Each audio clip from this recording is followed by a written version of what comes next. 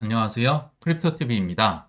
오늘은 우리의 상식을 뛰어넘는 트럼프가 만들어내는 내년의 조정 혹은 하락 시기에 대해서 말씀을 드려보겠습니다. 이게 복습일 수 있을 것 같습니다. 왜냐하면 오전반 제 형과 코인 관련, 매크로 관련 여러 가지 의견을 교환하기 때문에 공부도 같이 하거든요. 근데 그럼에도 중복임에도 불구하고 우리의 조정 시기, 하락 시기가 달려있는 만큼 너무 중요하기 때문에 다시 영상 주제로 잡아봤고요. 자, 일단 트럼프를 예상한다는 것 자체가 조금 어려울 수가 있을 것 같습니다. 근데 이분의 특성상 지금 상승도 본인이 결정을 하고 있죠. 비트코인도 본인이 올려놨고요. AI도 본인이 올려놓을 거고, 인선도 본인 마음대로 하고, 자, 상승도 본인이 결정하겠지만, 제가 볼 때 이런 여러 가지 돌발 행동으로 인해서 조정도 이분에 의해서 결정된 가능성이 높겠다. 이게 제 이제 의견입니다. 어떤 식으로 갈지 한번 말씀을 드려볼 텐데, 조금 어려울 수 있겠지만 최대한 쉽게 한번 말씀을 드려보겠습니다. 일단 이 기사는 다 보셨을 거예요. 셧다운 위기를 넘긴 미국 하면서 트럼프가 요구한 부채 한도 폐지는 불발됐다. 보통은요, 부채 한도의 상한선을 얼마 정도 할 것이다를 협상하는데 이분은 지금 매우 강력한 폐지라는 카드를 끌고 나왔거든요. 여기에 대해서는 뒤에 좀 말씀을 드려보도록 하고요. 아무튼 이게 아, 그 목적, 그러니까 이분이 이렇게 얘기하는 의도부터 결론부터 딱 얘기를 드려보면 자, 초반에는 자, 작은 것, 특히 조정 같은 것 좀 오더라도 나 맞고 품겠다. 조정이 오더라도 결국 하반기에 뒤로 갈수록 큰 거, 내가 원하는 상승을 얻어가겠다. 임기 내내 약간 얻어가겠다. 이런 느낌이에요. 즉, 조정 시기가 나올 수 있다. 뒤에 가면 상승이 오겠지만 왜 그런지를 이 셧다운이라는 걸 통해서 제가 말씀을 드릴 텐데, 자, 셧다운이 뭐냐면요. 어려운 거 아닙니다. 연방 정부의 운영이 셧다운 된다, 중단된다는 거겠죠. 특히 미국의 공무원들 월급 주거나 공공기관 운영이 중단이 되고요. 실제로 트럼프의 일기 때 한 몇십 일 정도 운영이 중단됐던 적이 있습니다. 자, 그러나 최근에 이 셧다운 위기 넘겼다고 했었죠. 임시 예산안이 한 두 달짜리 정도가 통과가 되면서 한 두 달 정도 버틸 돈이 일단 생겼습니다. 근데 셧다운보다 더 중요한 게 있어요. 이게 바로 부채 한도의 상한선을 협상하는 건데요. 이게 이제 보통 상한선을 어느 정도로 할 것인가 이걸 협상을 하는데 트럼프는 됐고 모르겠고 폐지를 하겠다. 초강수를 지금 둔 겁니다. 그래서 좀 지금 변수가 생겼다고 말씀을 드리는 거고요. 자, 이게 불발이 되면 어떤 일이 발생하느냐?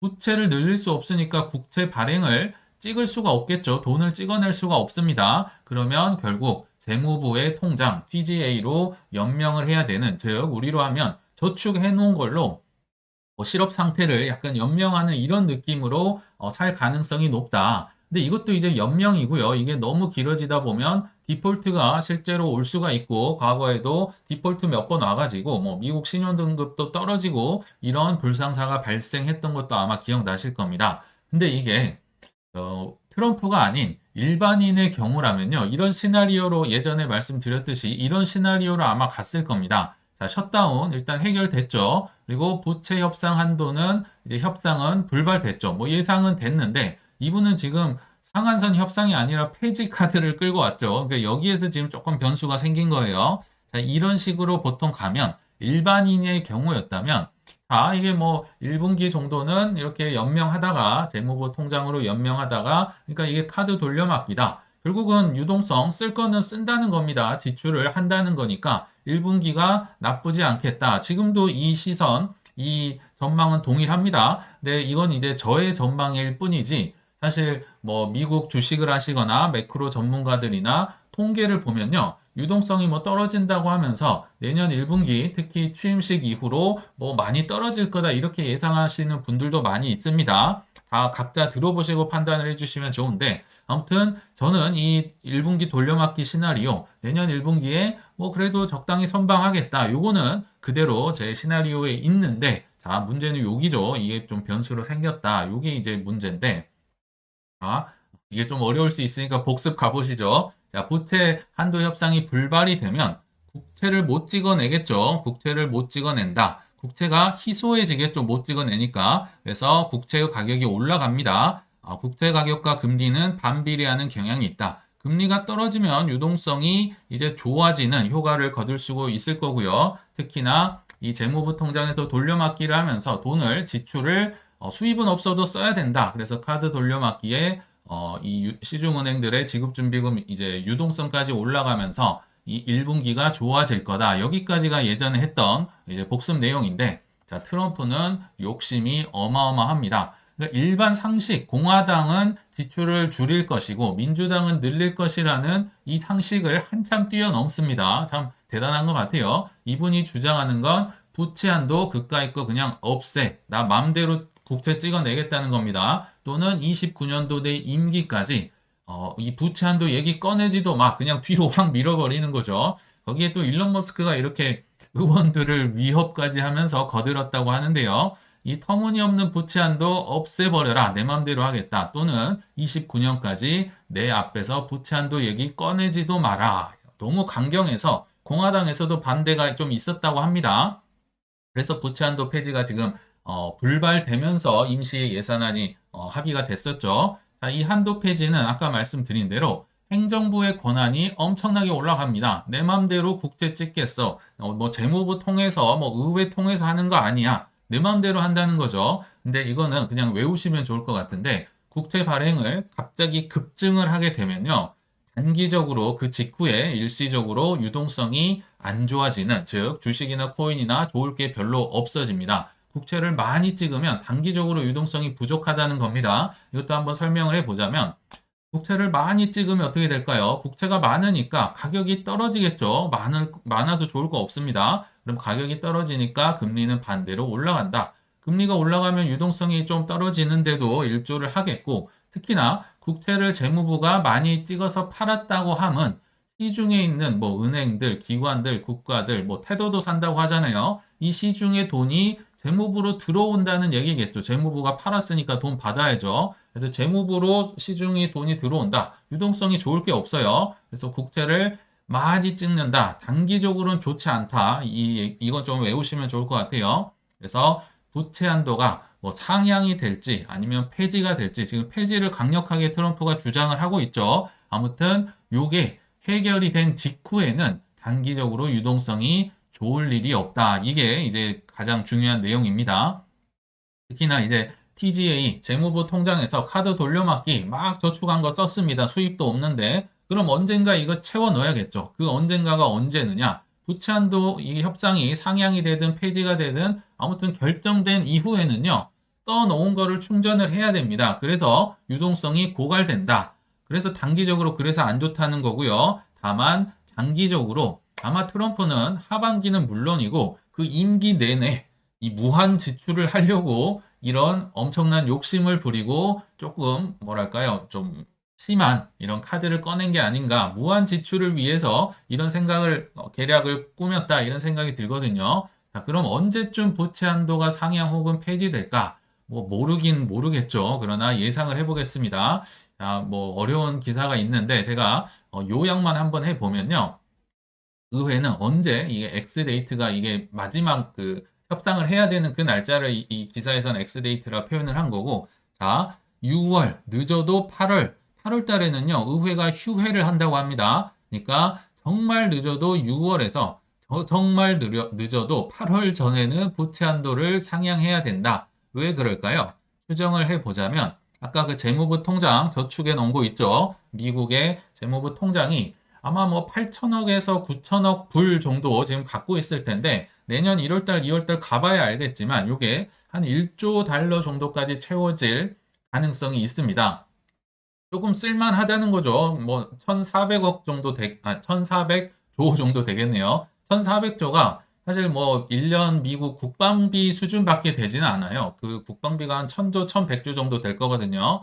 뭐 엄청 많은 돈은 아니지만 이 돈으로 아까 연명한다고 했었죠. 고갈이 예상되는 시점이 6월에서 8월입니다. 아껴 쓰고 라면 먹으면서 아껴 쓰더라도 이거를 넘기기가 어렵다는 거죠. 그래서 이전에 빨리 될수록 뭐 4월, 5월에 될수록 좋다. 이런 얘기를 드리는 거죠. 자, 이게 이제 미국 재무부의 적자를 나타내는 편인데요. 미국 재무부든 연준이든 10월부터 이제 예산안을 시작을 합니다. 그래서 10월, 11월 그냥 웬만하면 다 마이너스라고 보시면 됩니다. 완전 마이너스죠. 플러스 찾는 게 더 어려운데, 자, 1월달 빼꼼 플러스, 그리고 4월이 가장 많이 재무부가 이제 좀 충전이 되네요. 보통 충전이 되는 경향이 있더라.